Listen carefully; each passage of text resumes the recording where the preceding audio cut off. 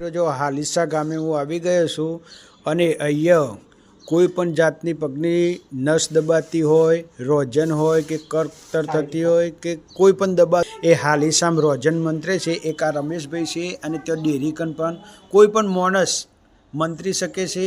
આ ભાઈ આ છે આપણું ગામ હાલીસા, મારું ગામ રાજકોટ. આ કાલાવડ રોડ ઉપર. આ રાજકોટથી આવ્યા છે કાલાવડ રોડ ઉપર.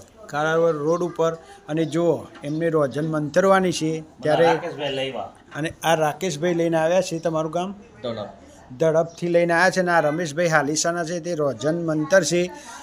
આ ડૉક્ટર પણ નહીં મટાડી શકતા પણ આ રમેશભાઈ મટાડી દેખે. ચાલો જુઓ તમે રોજન કહી દો.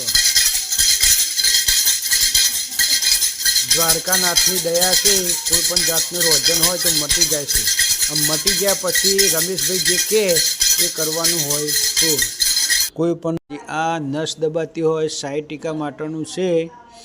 રમેશભાઈ તમને સરસ મજાનું કરિયાલ છે અને એ મટી જાય પછી કૂતરોને બુંદીના લાડવા અથવા લોટ બાજરીનો લાવો, ઘઉંનો લાવો 2.5 કિલોનું રોજ જેમ જેમ તમે નીરશો ને ઓછું થઈ જશે.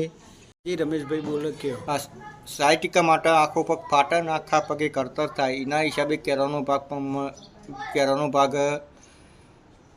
કમરનો ભાગ દુખાવો થાય અને એના હિસાબે આ બધું લોહી ઓછું પડતું રહે. અને અમે જેમ આ મંત્રી તેમ વેસી ઉતરે એ રીતે આગળ નીચે ઉતરે અને પાવલોમાં ભારે લાગે, પંજામાં જનજના થાય, પંજામાં ખાલી ચડી જાય. અને ડૉક્ટરનું કહેવાનો મતલબ કે પહેલો મનકો કે બીજો મનકો આવે એને L4-5 L4-6 એ નામ લેવામાં આવે છે. એ 60 ટીકાનું નામ લેવાય છે. બરાબર, ધન્યવાદ. જય માતાજી.